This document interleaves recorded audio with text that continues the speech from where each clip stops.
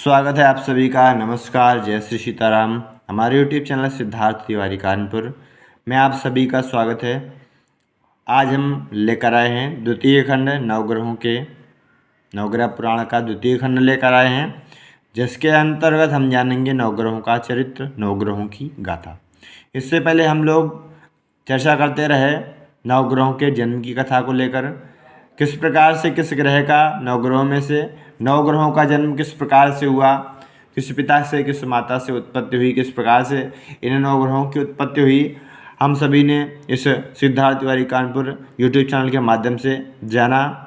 और शायद ही कहीं आपको ये जानकारियाँ मिल पाएंगी, और ये जानकारियाँ हमारे चैनल में आप सभी को अनेक अनेक ग्रंथों के अध्ययन मिलते रहेंगे, जानकारियाँ आपको मिलती रहेंगी।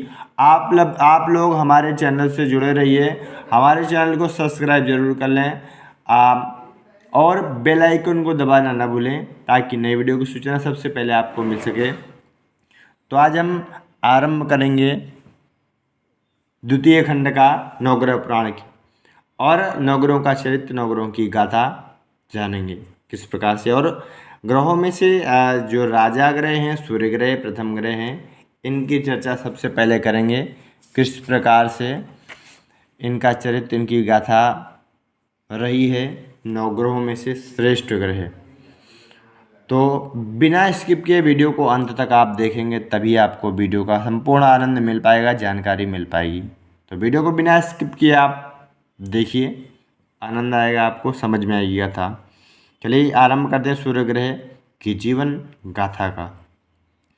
देखिए, अपनी संतानें शनैश्चर, सावर्णी और तपती जैसे जैसे बड़े होते गए, छाया संज्ञा की संतानों से मानसिक रूप से उतनी ही दूरी होती चली गई। वैवस्वत यम और यमी को देखना तक पसंद नहीं करती। छाया अपनी संतानों को रहस्य में समावेश करती, वैवस्वत यम और यमी की बुराई करती और कहती कि उनसे दूर रहना ही अच्छा रहेगा। तब छाया की संतानें एक दूसरे का मुंह ताकती रह जाती। दोनों भैया अच्छे हैं माँ, सावर्णी ने आश्चर्य से कहा। मुझे भी वैसे ही लगते हैं माँ, वैवस्वत यम हमसे अच्छी तरह खेलते हैं। शनैश्चर ने छाया को देखते हुए कहा। उनके मन को तुम लोग नहीं जानते, तुम सभी अभी छोटे हो, छाया कहती जा रही है।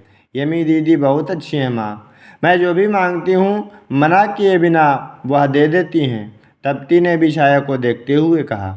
छाया ने अपनी असहनीयता को छिपाकर निश्वास लिया। तुम सभी को एक सच बताऊं, अच्छे लोगों की संसार की सारी वस्तुएं अच्छी लगती हैं। जो लोग अच्छे होते हैं उनको संसार की सारी वस्तुएं ही अच्छी लगती हैं, और सभी लोग भी अच्छे लगते हैं। तो हम सभी अच्छे हैं क्यों माँ? सनी ने आसक्त होकर पूछा। इसीलिए ना बेटे, वह तीनों अच्छे ना होने पर भी तुम सभी को अच्छे लगते हो, छाया ने बड़ी चतुराई से कहा। वह तीनों इतने बुरे हैं कि तुम्हारे पीछे तुम तीनों के बारे में मुझसे बुरी बातें करते रहते हैं, फिर भी मैं विश्वास नहीं करती। तुम तीनों बहुत ही अच्छे हो, बुद्धिमान हो, माँ की बात कभी नहीं टालते, मैं जानती हूँ ना। सनी, सावर्णी और तप्ती संशय से एक दूसरे को देखने लगे। पहले सनी ने अपना मुंह खोला, इसलिए शायद उनको जब भी देखता हूँ पता नहीं क्यों मुझे क्रोध आने लगता है, आंखें फाड़ कर आक्रोश से देखने का मन करता है। छाया ने सनी को सहृदयता से देखा। देखो, मैं जानती हूँ, अब से तुम सभी सावधानी बरतना। इसका अर्थ? तप्ती ने अपने भोलेपन से पूछा। क्या करना होगा? तुम तीनों को एक समूह रखना होगा, उन तीनों से मिलना जुलना बंद करना होगा, समझे ना? छाया ने समझाने का प्रयत्न किया। अपने समूह का मैं नायक रहूँगा, ठीक है ना माँ? सनी ने उत्साह से कहा। हाँ, सभी में बड़े तुम ही हो बेटे, किंतु एक बात याद रखना, यह विषय तुम तीनों से कह रही हूँ मैंने जो कुछ भी बताया है वैवस्वत यम और यमी को मत बताना। उसी तरह अपने पिताश्री को भी नहीं। छाया अपना कंठस्वर कम करके बोली, पिताश्री से कहने से क्या होगा? सनी ने संदेह व्यक्त किया, कहा ना नहीं बताना है बस। छाया ने अनमने ही कहा, क्यों? सनी ने जिद करके पूछा। तुम्हारे पिताश्री विश्वास नहीं करेंगे, वे उन्हें ही अधिक पसंद करते हैं। छाया ने कहा, अच्छा यह बात है, हम नहीं जानते हैं। सावणी ने आश्चर्य से कहा, इसलिए तुम सभी अपनी माँ की बात माना करो। छाया का प्रबोध उसकी संतानों में काम कर गया। उन्होंने संज्ञा की संतानों से दूरी बनाना आरंभ कर दिया। सबसे पहले पुत्रियों में यमी और तपती के मध्य अभिप्राय भेद का अंकुरार्पण हुआ। माँ की बातों का पर पूरी तरह से विश्वास कर इतने काल से आपस में रहे प्रेम संबंध द्वेष में परिवर्तित हो गया। जैसे जैसे दिन बीतते गए छाया में संज्ञा की संतानों के प्रति द्वेष धीरे धीरे घर करता गया। माता में आए परिवर्तन को देख वैवस्वत और यम आश्चर्यित हो गए। माता के देख रेख के विधान से यमी भी अत्यधिक बाधित हुई। तीनों अपने आप में दुखित हो गए। माँ हम लोगों को ठीक से देख नहीं रही हैं। सनी सावणी और तप्ती का विशेष ध्यान रखती हैं। माँ में आए परिवर्तन को देख बड़ा दुख होता है, यह बात पिताश्री से बतानी होगी।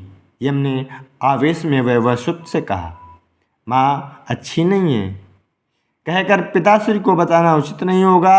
वैवस्वत ने यम के कंधे पर हाथ रखते कहा, क्यों उचित नहीं होगा? जो ठीक ना हो और जो ना हो रहा हो तो बड़ों को बताना उचित ही होगा। धर्म के पालन में कोई त्रुटि दिखाई दे तो उन्हें छोड़ना नहीं चाहिए भैया। माता हो या पिता हो, धर्म धर्म ही होता है और अधर्म अधर्म। इस बीच तुम धर्म की बहुत बातें कर रहे हो यम, वैवस्वत ने हंसकर कहा।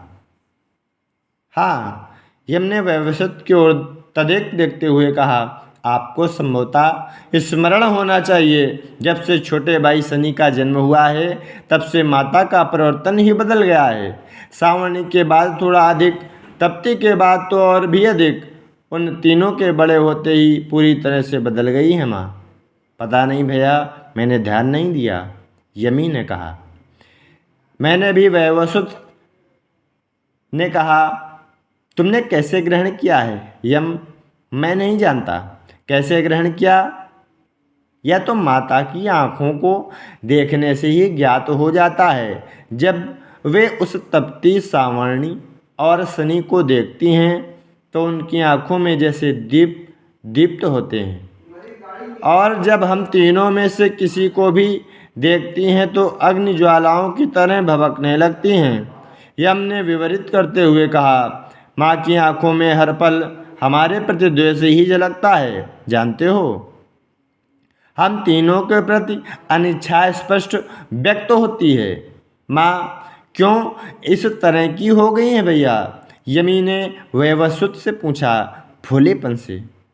सोचने पर सच ही प्रतीत होता है। तप्ती की प्रशंसा करती हो और उसी समय मैं दिखाई दूं तो मुझे कोसना आरंभ कर देती हैं। सभी संतानों को समान रूप से देखना माता पिता का विधान है, वही धर्म है। अब कभी माँ पक्षपात करेंगी तो मैं चुप नहीं रहूँगा। यम अपना निष्कर्ष देकर वहाँ से चला गया। यम सदा धर्म धर्म कहता रहता है, पता नहीं क्या करेगा। वैवस्वत ने आंदोलित मन से कहा, करेगा क्या? धर्म धर्म कहने वाला धर्मयुक्त कार्य ही करेगा। यमी ने यम के जाने के मार्ग की ओर देखते हुए कहा। तो आज की श्रृंखला बस यहीं समाप्त होती है, सूर्य ग्रह के जीवन की गाथा। तो मिलेंगे आप सभी से अगली श्रृंखला के दौरान अगले हफ्ते दूसरा भाग लेकर इस श्रृंखला का।